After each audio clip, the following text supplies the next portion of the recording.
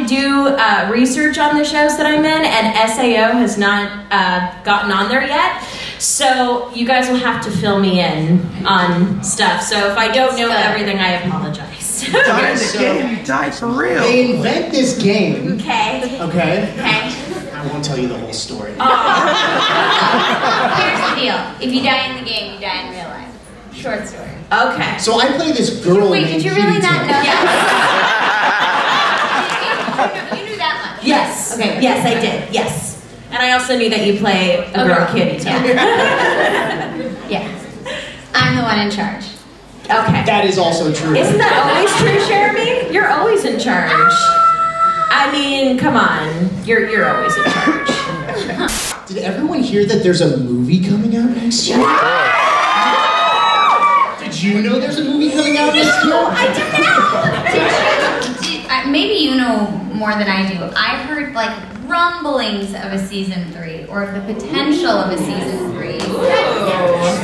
Do you guys know if there's any details, or is that all we have? It's just like the rumor of.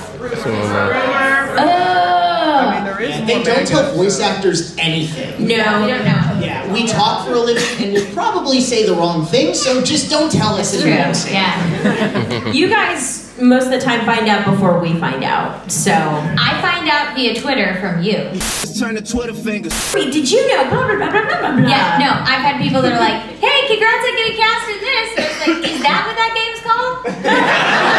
They only tell us like 3 letters. Yeah. So we'll be working, we know what our character's name is most of the time, but we don't know what the game is called. So when I see that character name and then attached, I'm like, oh, that's a cool title. I wanted to work on that. I had no idea. I always have to go and find a clip just to make sure. I'm like, are you sure that was me? Yeah, that's Sure me. Don't you love it when sometimes you can't tell? That's Yeah. always the best, where you're like, Tricked yourself. yeah, is that me? I don't know. Oh, wait, maybe, yes. So you guys are part of the show, SAO. Yeah, I think so. as are you. I think so, I believe so, yes. Who are you and who do you play? So, you know, the audience can know. I Can am they already Jeremy know? Lee, and I play Asuna. And I'm Bryce Pappenbrook and I play Kirito. I'm Lauren Landa and I play Sakuya. The thing I remember most about your character is one of the outtakes that you have. Yes, and what was that, Bryce? Oh my god. So there's this one moment of her character just pointing, and her character is boobylicious. Falling down. So it's just her pointing, boobs going like this, ba-dum-bum, and her like, I'm jiggling! We had way too much fun with the outtakes. Especially with Alex. Have you guys seen the outtakes? Yes. If you haven't, just search Sword Art Online outtakes, and I think somebody videotaped them from the Anime Expo. Yeah. Some of the outtakes that made it through are horrible, horrible things. Just know that. Yeah, I don't recommend watching them. Go watch them. And if you hear anything and you don't recognize what it is, just don't look it up. It's really disgusting. Look it up. Don't look it up. You know you want to. Especially if it involves a breakfast of any sort, don't look it up. Especially if it involves what? Breakfast Nothing of any sort. Well, should we open it up to some questions? Yeah, for sure. You guys want to ask us stuff? Yeah. My major question comes from Sword Art Online as a creature in anime is very polarized. People either love it to bits, myself included, or despise it. Okay. What's your take on some of the criticisms leveled at SAO? So I love the show as well. I mean, it's not for everyone, and that's fine. You don't have to love every show that's out there, and that's why there's a lot of different shows and a lot of different reviewers. So they just have to turn it off. They don't have to watch it. For me, I want more. I'm really excited about the movie coming. I'm really excited about the rumors of a season 3. I love the show. I love the show as well, and I know I've had people ask me a lot, or been very critical, even if they love the show, they've been very critical of Asuna as a character. And I personally love the character. I love playing strong female characters, and I understand people who are like, well, she was really strong, and then she got kind of really not strong, and then got really emotional, and I'm just gonna walk you down a path of what it's like as a girl. There are some days where I'm really sad, just because, like, I've had a bad day, or I'm tired, or I've been flying since 10 o'clock at night and had 3 hours of sleep. You never know, but sometimes I'm just sad. As far as that whole thing that happens at the second half of the first season, I'm not going to get into it, but clearly you guys know. As far as that, and people have said, like, well, why didn't she get out of that situation? She's clearly strong enough to do it. I've never been in the situation where I've been under those circumstances. I would like to consider myself an intelligent, strong female that would be able to get myself out of that situation. However, if I was in that situation, you can be very certain that I would choose my moments very carefully, and I wouldn't make any rash decisions, because if my plan goes awry, I might not live to see tomorrow. So as far as that, like, why didn't she just get out? Have you been in that situation? If you have, and you are out here, you're a hero. Congratulations. But that's just part of the arc that she's experienced, and I think that makes her an even better character, that she's had that many levels, that she's had that many arcs, and we've seen that many different sides of one female character. I think she's incredibly diverse, and I love that. But as Bryce said, you don't have to. There's a lot of people that don't love shows, there's a lot of people that don't identify with things, and that's totally cool. As I've heard Todd say many times, you don't have to like peanut butter and jelly. Nobody's gonna fault you for it. But there's a lot of people that love it, and I'm just glad that we have a room full of people that are super passionate about it, and whether they're passionately hating the show or passionately loving the show, they have a passionate response either way, which is pretty sweet. So that's how I feel about it. Gosh, it sounds like these characters are very human, which is usually very interesting because you can relate to them and you can identify with them. So that's pretty cool, actually. I'm in savage mode. Wow. As far as the show, I haven't seen it. You're gonna love it. So, It's so good. that's what Start with the I've heard. outtakes. Well, I did see the outtakes, and I'm like, this is awesome. I have no idea what's going on, but it's so funny either way. But you know, I happen to also love fantasy genre anime and shows and all that. But one thing that's interesting to me is that most people, one of the questions that we got at the voice actor panel last night was, if you're going to introduce a non-anime person into anime, what are some of the titles that you could think of? And Attack on Titan was one of them, but Sword Art Online comes up quite a bit, actually, because a lot of people play MMO games. They play a lot of, World of Warcraft or League of Legends, and so they can relate to that anime, and it's like, ooh, this is really cool. This is basically what I do. So I 100% can understand why that would be a gateway anime for most. I think on top of the video game aspect, which a lot of people relate to, the show kind of recreates itself in these different arcs. Like, what you feel in the Aincrad arc is very different from what you get from the Fairy arc. Mm-hmm. And season 2, Gungale gives you that grungy look. And then there's another, Caliber is just so fun and, adventure. And then that final arc is just... Mother's Story arc is so good. It's just a tearjerker. Yes, it is. So the show manages to just reinvent itself over and over again. So I think it just captures a lot of different kinds of audiences. Really cool. It's really cool. Tag, do you want to choose? Yes, I'll choose. A person with camera. Is that Harley? Yes. Hi, Lauren. Hi, Bryce. Hi. My friend couldn't be here today, so Bryce, can you propose to Asuna? She really Does this happen every time we do this panel, or just when I'm here? It's just when you're here. If you're gonna do it, I gotta get it on camera too. Hold on. But I just have to preface this with, this is very awkward because Bryce and I are doing a web series right now where he's my twin brother.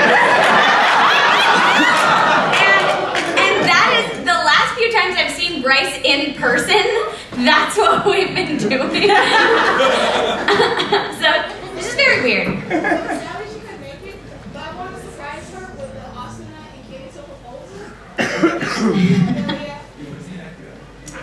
So, propose to Asuna. Yes. I'm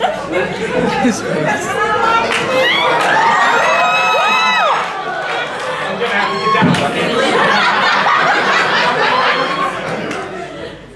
Asuna. I've been a solo player for a while now. But I'm ready to join a guild for life. Will you marry me? You smart. You loyal. Yes, Kirito.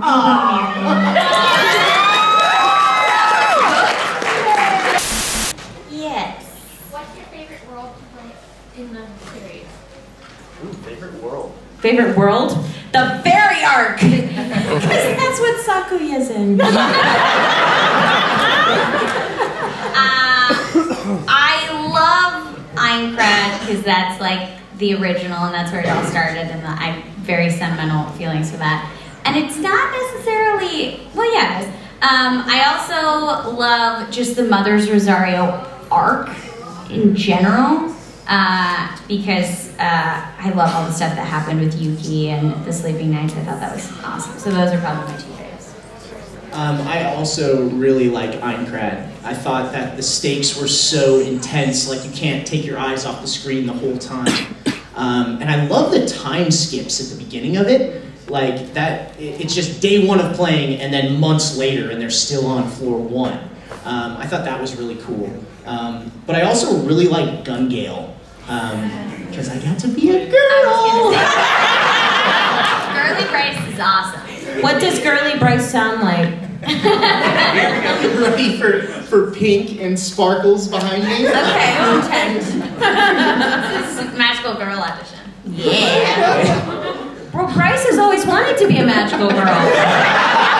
It's true. He has said this himself. I'll tell a story about Magical Girl Bryce, and then I'll sound like a magical girl. So, Alex is the director of Sword Art, and I was working on a show at the studio, and he was working on something else, and I was walking by him, and I said, Alex, what are you working on? He's like, oh, I'm recording on the show Monica Magica, which you're probably very familiar with. Oh, what is that? He's like, it's this magical girl show that's really dark, and I'm like, oh, I want to be a magical girl. And he looked at me and went, oh. And I looked over at the producer and she went,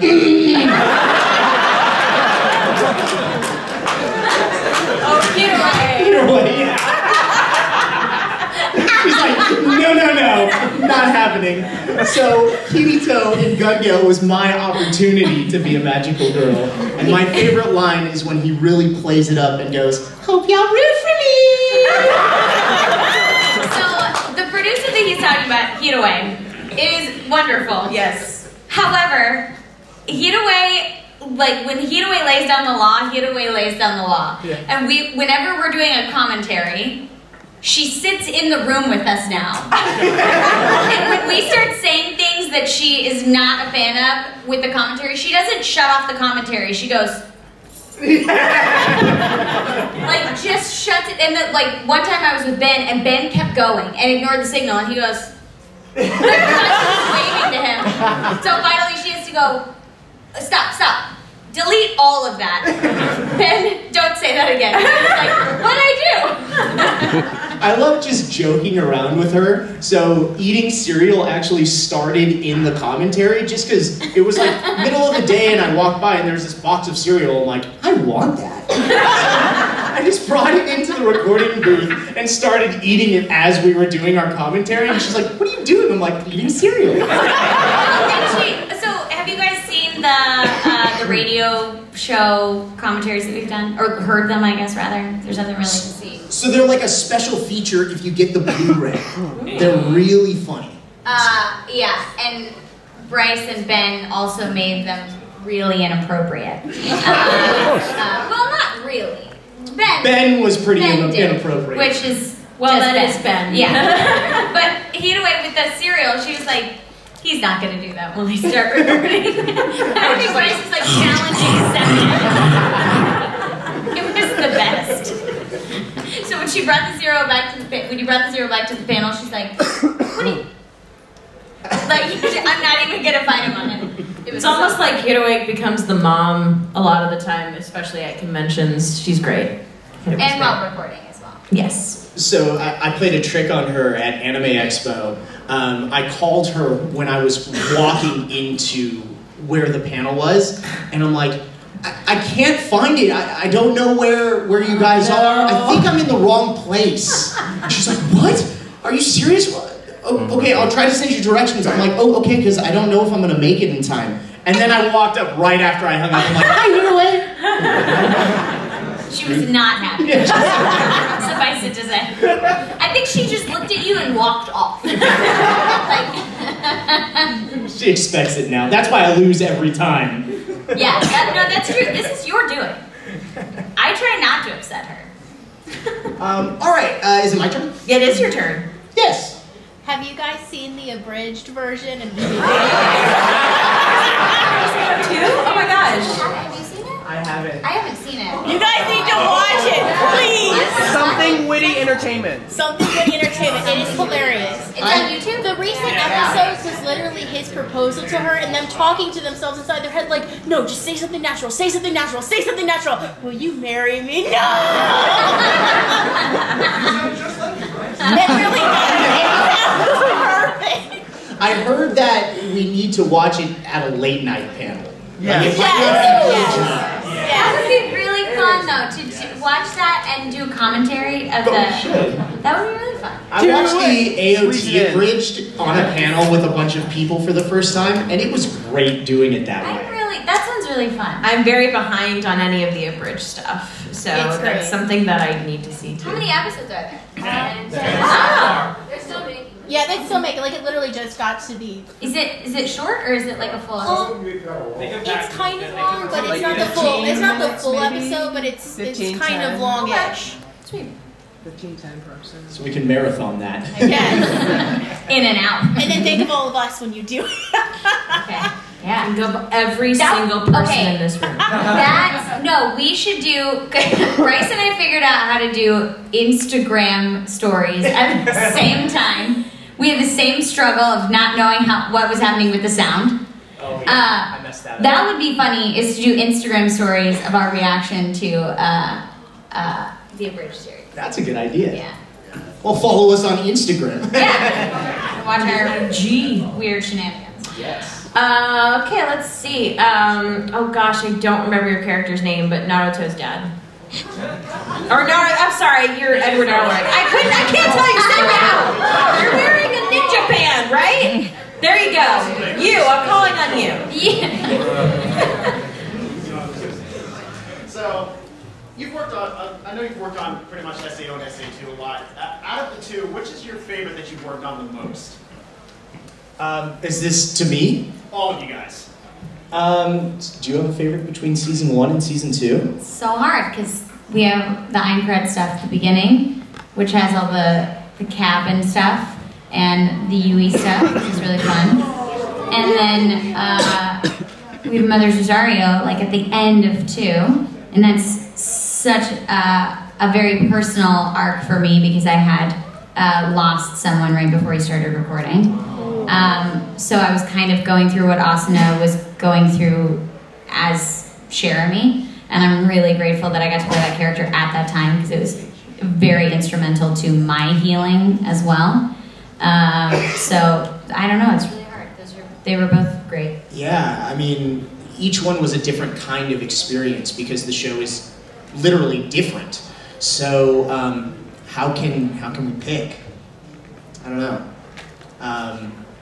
I hope that... Creepy Todd or Creepy Ben.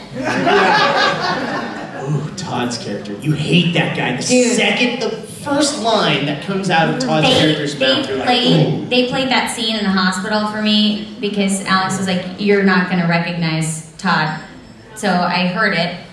And Todd and I are friends, and for whatever reason, the way life works, Todd had just said he called and left me a voicemail. So I was like, oh, Todd called. I listened to it right after the session. I was like, I can't! So I didn't call him back for 4 days. Just can't talk to you now. And I told him, I was like, sorry, I couldn't listen to your message because you're a really good actor and you've really officially creeped me out. I need some time. Damn. Some space. What's interesting to me is though, even that like I said, even though I haven't had a chance to watch the show, it's interesting to be on a panel and to hear Bryce and Jeremy talk about their experiences and to hear your reactions to it. Because even though I have no idea what you guys are reacting to, it's very interesting to hear like, oh yeah, like you just mentioned someone named Yuki, I think. Yui. You know, you're right. Both. Yeah, but why not? And you know, most of you guys were like, oh, you know, and I'm just like, oh, now I'm curious. Oh, yay. Yeah, so it just makes me want to see the show even more. I have homework to do. A lot. You'll enjoy it. Yay! Tag, your turn. Somebody has a red thing in their hand. What is the red thing in your hand? A DS. Sparkly red thing. I'm curious, how long do you think the three of you would last in Sword Art Online as yourselves?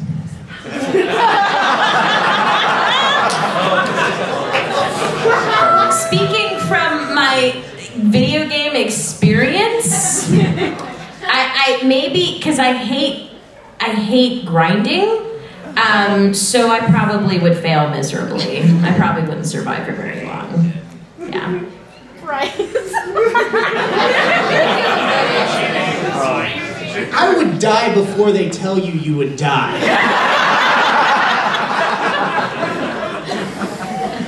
I don't know. It's legitimately a toss-up because I don't even know how. My life either works where people go, well, that's the worst thing that could happen. That would happen to you. Or I'll surprise myself and like go, I don't know why I'm still here. So I would either die very quickly or like somehow miraculously hide and just like keep showing up and everyone's like, you, bye. Then they would fight and kill other people and I'd be like, am I invisible? So I don't know. Because my life has two very different ways of working. I would be walking into a wall and jumping. Over and over. I will say the first time I played Borderlands, my brother was like, can you stop flipping? And I was like, what? I'm not doing it. I'm trying to walk. And like my character's like just doing a bunch of backflips. I was like, I need to do that. This is how I walk. I'm so cool. I backflip. Every step I take. It's not me, it's the game. There must be a bug. She's just a gymnast. Leave her alone. Is it my turn or is it your turn? Oh, there's a flounder. Okay. Let's see.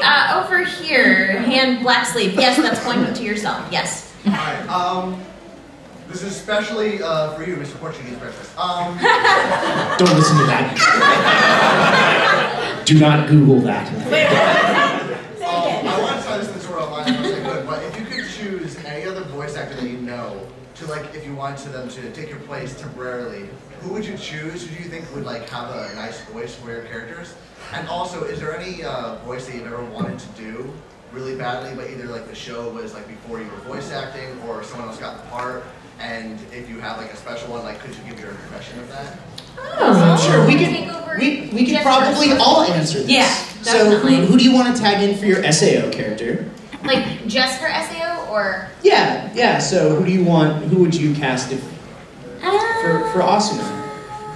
I don't know. My evil twin. Sure. Can I throw Steve Bloom in my part? And then Kirito will sound like a man. Oh man. That's so hard. No, it's tough. I want to put Mary Elizabeth McGlynn. You should Cherry. That would be the Cute. Yeah, it would be the grown-up versions. Jeremy stole my answer. Alright. Let's see.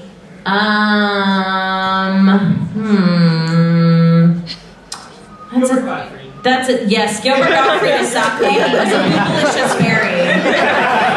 That's amazing. I'm jiggling!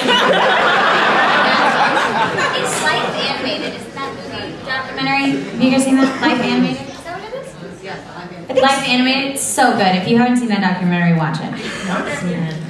And then the second question was there ever a role that you would have loved to have played, and can you do an impression of that?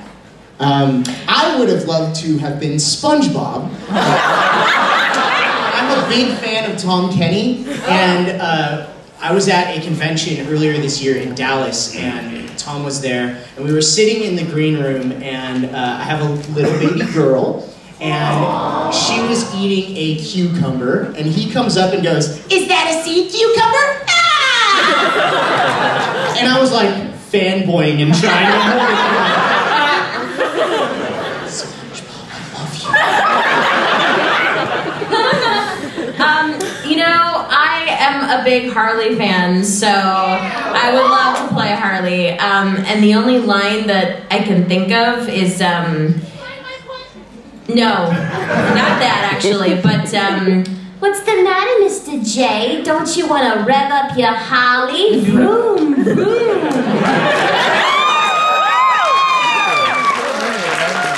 I love Harley. I don't know. I think it would be really fun to be in My Little Pony. I just think the show is super cute because I'm a girly girl and I would like to be a pony. And not a specific pony. I think I want to be, like I would want to be an Eeyore pony. That's amazing. You know, it's like really cute, but it's really kind of dark. Thanks for noticing me. What does it sound like, Jeremy? I don't know. Thanks, guys, for coming to hang out with me. Thanks for coming to my birthday party. I don't like getting older. I would hang out with you. I would come to your birthday party. My pony birthday party. Did you guys see the giant pony? Yes. Oh my god, it looks absolutely amazing. The best reaction that I saw to that pony was Ella's face.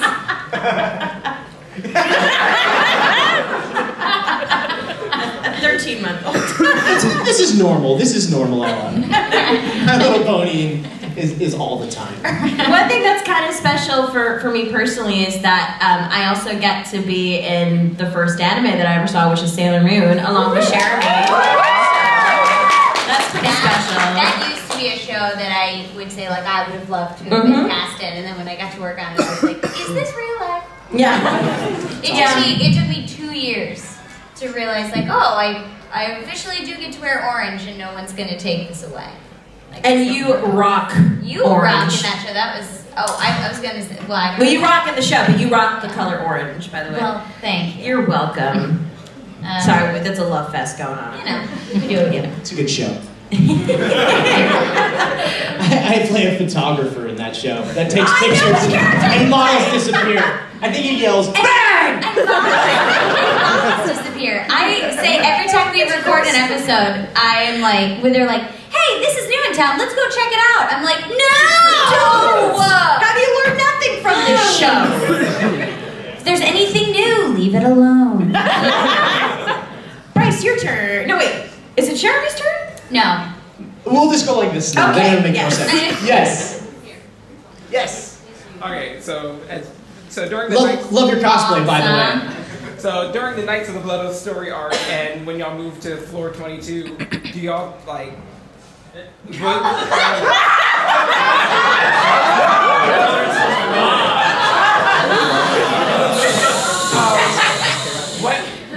What did y'all like about that story arc? Because I know it was a really short segment of the first season, but so much happened in between that and that. Right after that, they cleared the floor. So, how do you think y'all's characters would have responded to that, having the time off the field and then getting yanked right back into it? What's floor 22? That's where their cabin is. Yeah. Okay. I'm but catching up. I think is it the light novel, chapter 18.5? 16.5? Oh, wait, that's the one. Anyways. What's 18.5? I don't know. I don't know. So, if there is an 18.5, I'm officially afraid. Yeah. It goes further than 16.5. That's not possible. So the cool thing about those scenes were Shermie and I had never met in person before. No, we that. had not. We actually recorded those scenes and met like right after, just kind of in passing, like, hi, I'm Kitty and Bryce, nice to meet you, hey. And when I saw it back, it seems so real and authentic. And I think that's largely because of Alex Von David, the director. And he pushed us to play it not like typical anime. Like it was a real relationship happening there, and a real family that grew between the two. So it was so cool to see how that all came together, especially knowing that we had never met. I mean, my background before I started doing voiceover work was in film and TV. And so this was kind of like the best of both worlds for me, because it's like the realism of film done through voice work. And so, yeah, it felt really honest, it felt very authentic. And I love those episodes because I think that's kind of some of the stuff that really grounded me in finding out who Asuna really was and where they go from there, because I think that upped the stakes. You needed those moments and you needed those parts of the story so that now they seriously have something to lose. Whereas before, yeah, it would have been terrible, but now they're attached to the family that they have, and everything's a lot. I mean, like, when you start the show off with, if you die in the game, you die in real life, the stakes are that high, but they can't live at that level. There's got to be some ebb and flow. So how do you get the stakes back up? Well, you're going to make it so that these people, like, cannot be without each other. And that kind of brings it back up, which I think made it that much more powerful.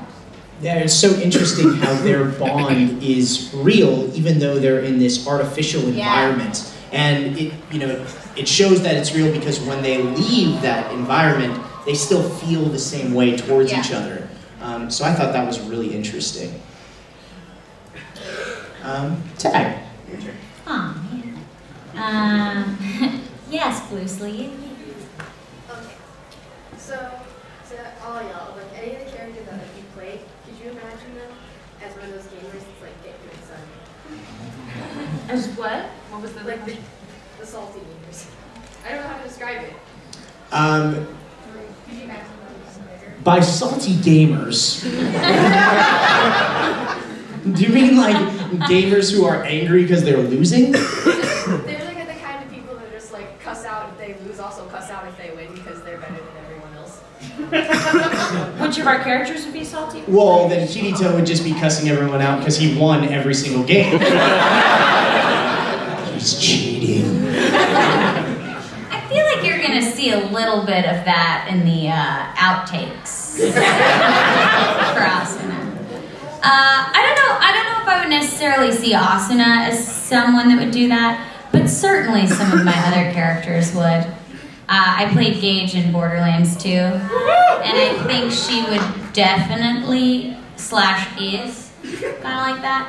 And I really like playing those characters, actually. It's very liberating, because if you have a lot of road rage, it's not healthy to do that on the road. You could get into an accident. And if you do that in the booth, it usually makes people laugh. And then they say, do it again and be meaner. And it's like, okay. Yeah, so I had to do something similar in Sergeant Frog. We had to do a couple arcs because we didn't know if it was going to go on Nickelodeon or something like that. So they had to bleep everything that she said out because Kararo had pressed a button and made her say all these inappropriate things. And I thought I was just going to say what was written, and then they would just bleep it out, because you don't. It's not like if you say a bad word that the universe just like bleeps it for you. Like, you could bleep anything. I could say, but if someone bleeps it, you're going to think I said something inappropriate. I thought that's true. So I thought that's what we were going to do, and the director was like, no, I'm going to take my opportunity to make sure we say the most inappropriate, horrible things ever. So I said a lot of sentences that made no sense. and I'm the person that was like, there's no verb in this. Or there's no noun. This isn't a sentence, Joel. I'm just saying words. He was like, would you just say it? Fine. So yeah, I've done that a couple times, but I feel like she would have a lot of fun. I play a lot of angry characters. What does that say? The character that comes to mind immediately is Kyoko from Madoka Magica. Yeah. She's such a hothead that she would be salty all the way. I mean, I've seen her play DDR. She's pretty cool at it. So yeah, definitely Kyoko. So. And it's your turn. Oh, it's my turn. In the back, you're shaking something. I don't know what that is. It's a what? Yes, you. Tambourine. No. I'm sorry, that guy. Yes. Sorry. We'll come back to you. You're next. I don't know if it's just me, but because you work around so many different voice actors and so many different shows, do you ever have moments where you're watching a show that you skip, you see like your friend in, your best friend in, and it kind of takes you out of watching the show, and instead of seeing the character, you just see your friend's head on that character? Oh dear. I mean, yes and no. There are, whenever I watch a show where my friends happen to be in it, I honestly try to remind myself that, okay, right now they are not my friends. Right now they are those characters. But then honestly, I watch it because my friends are in it, because I like to support them and I like to hear their performances because I have a lot of talented friends. Gosh, I know there must have been. Todd's one of them. Whenever I hear Todd, I'm just like, yeah, no, can't get past it. Kind of like what Jeremy dealt with a little bit. Yeah. A lot. I haven't done that, but I'm gonna do it now. I actually love watching Toonami for that reason, because sometimes I don't know who the guest characters are going to be, or if it's a show that I haven't seen. There was one point where they told us to live tweet for Gundam Iron-Blooded Orphans, so I was live tweeting for that show. But all of my live tweets one night became, Erica, that's you! Christina V, that's you! And I was just like, at all these people, like, you! And they're like, Jeremy, what are you even watching? And I was like, does it matter? It felt like you're like looking through a yearbook and you're like, that's my friend! Yeah. That's my friend! And like, that's what you do the whole show. So, my husband does not like to watch anime with me, because I'm like, that's Bryce. Okay, Jeremy, let me hear Bryce. Yelling over it. I get so excited that you don't even hear the actors anymore, because I'm like, Tia. Jeremy. So yes, I get very excited. It's always a treat. Yeah. You were next, yeah. Actually, I got a question for you, Bryce. Sure. No, the one, I said it was SOA right there, but the thing I think that you were best at, Durara. Thank you. Really loved it. Thank you. That was fun. I gotta ask, man, what's that writing staff like? Because to me, that was like not just anime, that's like one of the most cerebral television shows I've ever seen. There's like what kind of writing staff is that? Yeah, it actually was handed off to a couple different people.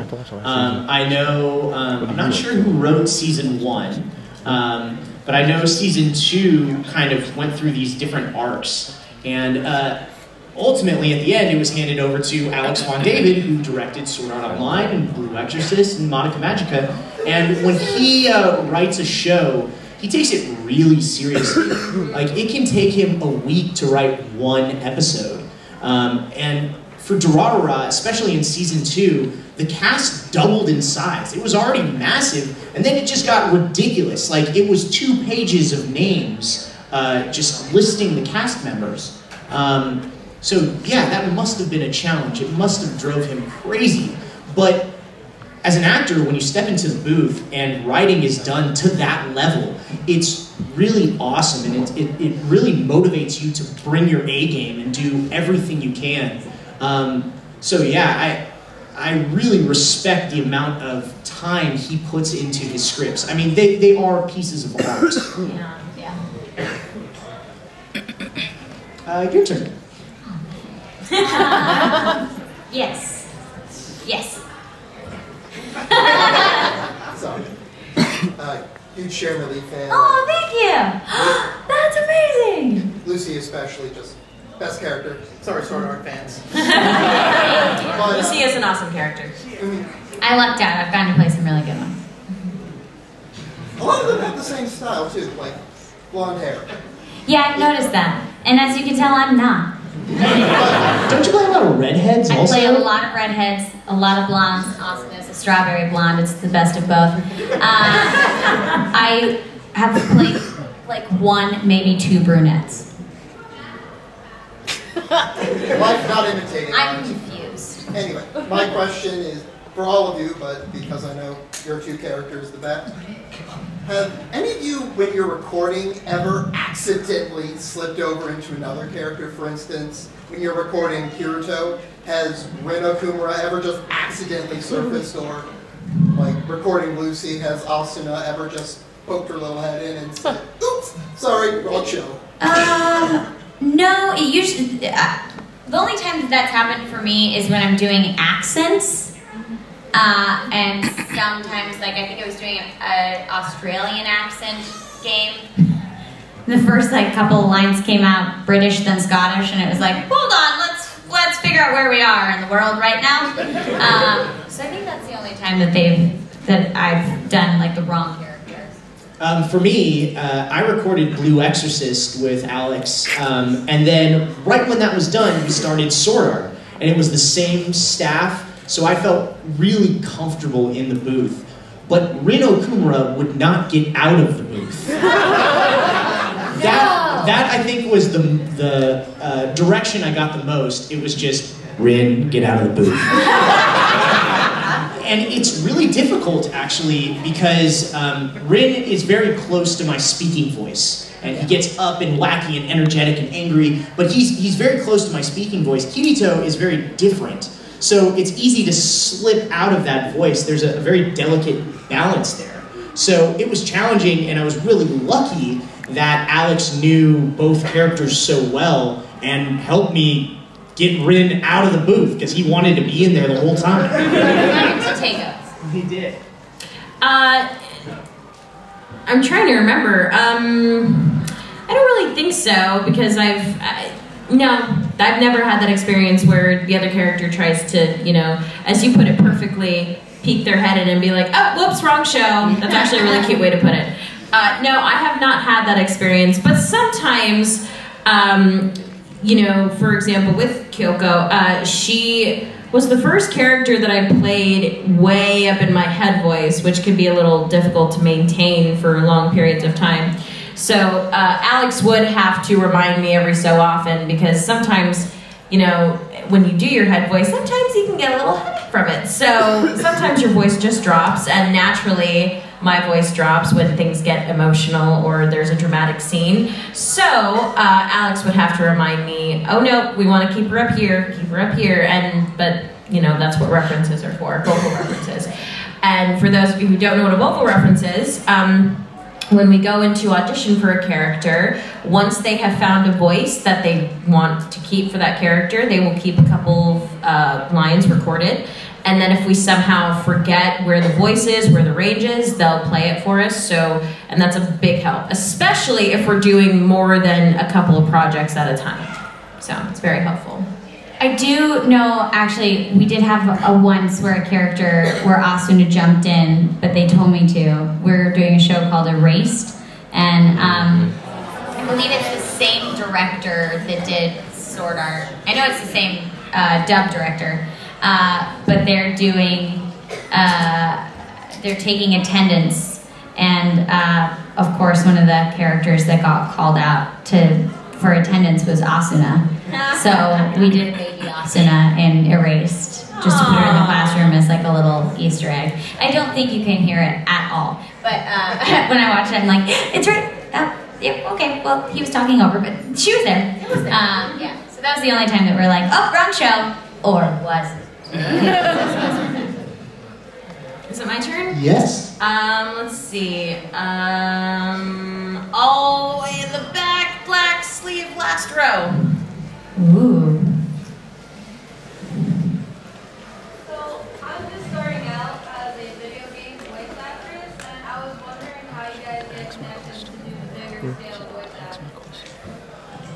So you get an agent, and the agent is the one that's going to send you auditions. And I think of auditions as buying a lottery ticket. And if you buy enough lottery tickets, you might win. So it's just a numbers game, and we audition a lot. A lot. Auditioning is the majority of the process. The majority of the time, we are auditioning for shows or video games, and then we get cast in them. But connections are important, but it's also the relationships that you form with the studio. As Bryce was saying, you know, from Blue Exorcist to Sword Art Online, he had already been very comfortable with the whole staff of that, and they knew how to work well with each other. And that's something that's also very important as well. When you work with the studio a number of times, they know how you work, they're comfortable with you, and they know, you know, how fast you're gonna go, whichever, you know. So it really is important to just, you know, get out there and get an agent, send out your demo, and to build professional relationships. So video games are tough because I think the way it works with anything, just like it is for film, animation, or whatever else, there's like, I don't know, there's like an A list, a B list, and a C list of actors based on the tier of video games you're working on. So if you're looking at like a, I don't know, like a BioShock Infinite or The Last of Us or Call of Duty, those studios tend to use actors they've worked with before because they know they can carry this franchise. This is going to be a lot of money that we're investing, and hopefully we get back, and they've shown that they can make this money back. It's just like an A-list actor for like you're not going to see somebody carrying a movie that's not like Jennifer Lawrence, or like Deadpool is not going to go to somebody that's not of a name. Mm-hmm. So it's that same kind of thing. And I personally am still trying to crack into those certain ceilings. I mean, you get close on certain things, and you have those moments where you're like, I'm on the Warner Brothers lot, auditioning for a Lord of the Rings game. This is the coolest thing ever. And then you don't get the job, and you're like, this is kind of rough. But then you have to go, but I got into that. I got up the stairs. I didn't get in the door, but I got up the stairs. I knocked on the door. So it's a lot of that kind of stuff happening, and I know they've been working at this for a long time. I've been acting for over 22 years. So it takes a while. It's that whole, like I said, perseverance, showing up to the auditions, being ready to go where the work is, being available while still being able to keep your survival job going so you can do what you love to do and all of that. But yeah, like they said, agent is definitely, because they do a lot of the legwork for you. So all you have to do is worry about survival job and auditions and doing the best audition you can. Get them to do all of the, we'll submit you and we'll see if these people want to do it, and they have other connections that they can use to get you in the door. And once you have an agent that loves you and supports you and says, I believe in your talent, let me do the work for you, that's really going to be helpful in getting to that next place. Good luck. Go right here. Yeah, we'll go 1, 2. Sorry, I picked 2. On the hypothetical note, say you guys get home from leaving here and you guys find 2 Nerf gears sitting on your front doorstep. Would you be willing to put them on, and what video game would you want them to transport you into? Here's the thing, I feel like they're on their way. Yeah. you say it like you nailed them. Here's the thing.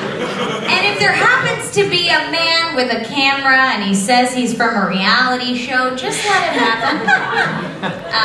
Yeah, what game would you? Wait, I had a question for him. Do we die in the game if we die in this game? Good question. So we will die if we die. So it is Einkrad. It's very serious. It's life and death. But can we throw another game in the cartridge? We can play whatever we want. And it won't shut down. You can put GTA 5 in there, for example. Wow. I die in that all the time. Mario Kart? Can we do that? Yeah. Wreck-It Ralph? What Can we make Wreck-It Ralph a real game? There we go. Oh gosh, why hasn't that happened yet? What Candy Crush Emoji Blitz? Ooh, Ocarina of Time. That'd be fun. Trying to think of a game I can cheat in. Ooh, Alice Madness Returns, or Alice Madness, Mickey's Alice. I know that for a fact. I may have used God mode a couple times. Can I be Henry? Yes. Fire Emblem. I love the Lego games. I've never played a Lego game. Like me Lego-fied in a game would just be really exciting. It's just now, do I want to be in like Star Wars Lego or Pirates of the Caribbean Lego game? Ooh, that would be so fun. Kingdom Hearts. I love that game so much. Oh, love it. I suck at it, but I love it. I would throw in Super Smash Brothers and be Pikachu. Just electrocute everybody. Yes. And yeah. So SAO got optioned for a live-action TV show. Yes, it did. Do you guys plan on watching that, or like, can you just not watch it because it's not you?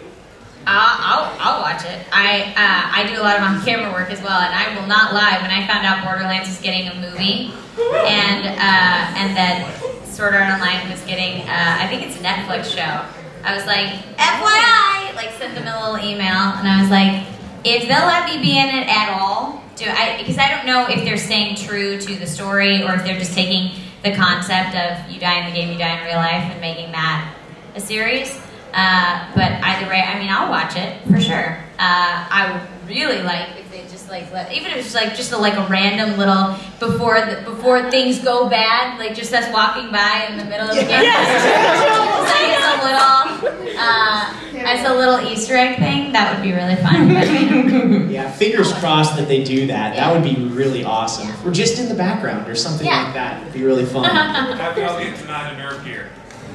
What? Have y'all get denied a nerve That's gear? even better. There we go. We'd like when you can't have them. You can't handle it. The first 10,000 people get one. We're 10,001 and 10,002. But wait! I don't understand.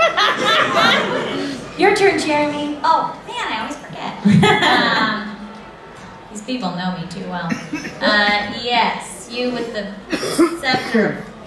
Whatever.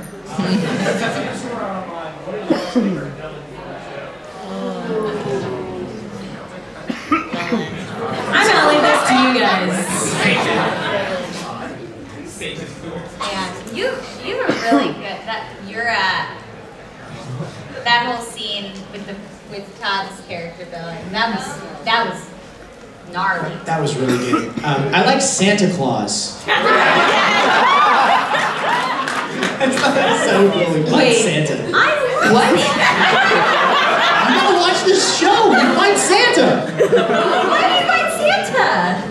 Santa's in the show. Oh my gosh. That was so cool. Favorite villain. I was just gonna make it really dark. I'm not gonna do that. Todd's character and Oberon. I thought Todd did a really, really great job, and he's so creepy. And obviously, it's a really good villain if I don't want to talk to Todd for a couple weeks. Did you guys know that character pees his pants? Did you see that? So after, no joke, this is fun. This is fun. Fun fact about Sword Art Online. Todd's character pees his pants. There's this fight that they have in the snow in the real world. Yes. And as Kirito has him pinned down and is like holding the knife, you see a little steam come up from his pants. The other thing that was really intense was the way that, I think it's that fight scene, the way that fight scene ends. Yeah. Where you're just like, oh, that's a little Lord of the Flies In the situation game. happening. In the game, where he's like, That's the one. yeah. Yeah. That's him cutting him in half. I call that the Lord of the Flies. Oh, wow. Especially after That's dark. You know. So, we only have a few minutes left. Can we take one more question? One more question. Go ahead. Oh God. Okay, pressure. In the front. Okay. So I bet you get asked this question a lot. So you go to a lot of different panels and conventions. What's the funniest fan experience you've ever had at a convention? That was like the most knowing, My favorite experience is experiencing things that Jeremy experiences. Hearing her, it always happens to Jeremy. Nothing happens to me. We went to this convention in Canada. I was gonna say, you did the Canada one. I had the easiest convention ever. My flight was perfect. People were very friendly to me. My seat got upgraded. People were fine, and they were lovely. It just like...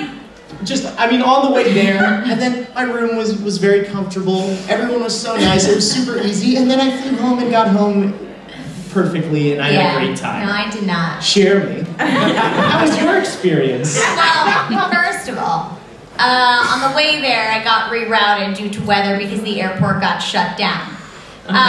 Why, I don't know. Apparently there was a thunderstorm that never came. So I ended up missing the Sword Art Online panel. I got there like a day later, after like flying around the world. Then once I got to the airport and gave the guy my passport, he proceeded to let me know that I should not walk the streets alone.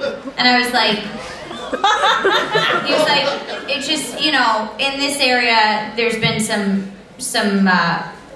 potential kidnappings or people going missing, and they're about your size. Have fun! Good, okay. That's what you want to hear at the airport. So then we get to the convention, everything's fine. I'm doing my first signing. All is well. Someone had a seizure. Oh my God. At my table. It was the most terrifying thing I've ever experienced. Because you're like, I can't help you. I don't know what to do. This is terrible. So that occurred. She was fine. It was all good after the fact. And then we had some other situations happen. And then when I was leaving, my flight got delayed again, going to the same airport because it got closed again. This time I cried. Because I had an audition the next morning at 11, followed by a session for actually Persona 5, and I did not want to get fired. So I was like, no, I have to get back. And this guy was like, ma'am, I'm sorry, we can't help you. And I didn't want to stay in that city because of the kidnapping situation. He was like, you could sleep in baggage claim tonight. And I was like, no, I cannot sleep. Because I won't stay here. I'll wake up somewhere else. So it ended up taking 20. It was a weird day, a weird couple of days. I think it took 26 hours for me to get back home.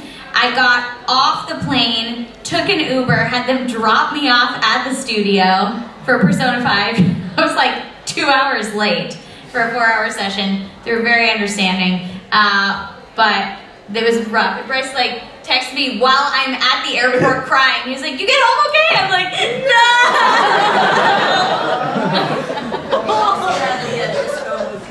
Oh yeah. So at the hotel, my parents and my husband were like, get a hotel. You need to, wherever my layover was. So luckily there was a hotel connected to the airport where there was a disco ball attached to a mirror that when you turned on the light, it like just looked like there were like sharp daggers that like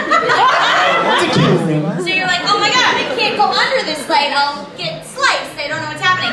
And then in the bathroom, they did wallpaper that was jean-clad derrieres. So it's just like pockets of the people that had been killed in that room. But when I walked in, I was so tired. I was like, oh my gosh, look at this granite. And I have a video of it because I was like giving a tour because I was very tired, very punch drunk. So I like turned on the light. I was like, look at this granite. It's butts. Oh my gosh. So then I took iMovie when I was trapped in the airport again for the 3rd time going back the next morning. And I made a horror movie trailer. You know, this set template. So I made this horror movie trailer, and the best part about it was a lot of my friends thought this was a movie I was in. And I think, I don't know if it was my grandmother or my aunt, somebody was like, I mean, the plot doesn't really look like the story's all there, and it looks really low budget. I was like, guys, it's an iPhone movie. From my phone, I'm really bored. Don't judge my choices of putting myself in a movie that I made for fun. So that was a weird experience. As far as a fun fan experience, I had a fan come up and yell at me at a convention. Like, it was so fun. She yelled at me about Bryce and I being brother and sister, and I was like, no, we're not. We've played brother and sister. She's like, why are you denying your brother? And I was like, I'm not. I have a brother. It's just not Bryce. And she's like, I'm gonna tell him you said that. And I was like, okay. I don't think he's gonna be mad. And then she got really aggressive, and I was like, you're right. So I like rushed up to Bryce. I was late for the panel. I was like, in case anybody asks, we're related. Just let it happen. So that's actually how the confessional storyline was born. Because I'm like, from then on, so now people come up to like, you guys are related? We're like, yeah. We don't know if they're in on the joke and they've heard it in a panel, or if they actually know this girl and believe it to be true. So I don't know. But that was a fun day. And you don't want it to get back to her that you don't think you're actually related. She's gonna watch confessionals and think I'm a horrible human being. Because my character is the worst human being ever. And she's gonna be like, I knew they were related. Has anybody been paying attention to the confessionals, like Kickstarter and everything like that? Oh my god, it is so much fun. I cannot wait to see it. We have a confessionals panel tomorrow. Yeah. So I'm gonna show, if all goes well, I'm gonna show some videos and stuff like that. Well, we're getting the stop talking. Yeah. We got that a while What do we ago, have so- for today or tomorrow? What do we have? There's a video game panel at 9. Yes, and then I am signing at 3:30 to 4:30, I believe. And I'm signing at 5:30. I have autographs tomorrow afternoon. If you miss me today, I'm sorry, but come tomorrow. And then we also have an Attack on Titan panel tomorrow morning. So yay! Thank you guys. This was a lot of fun.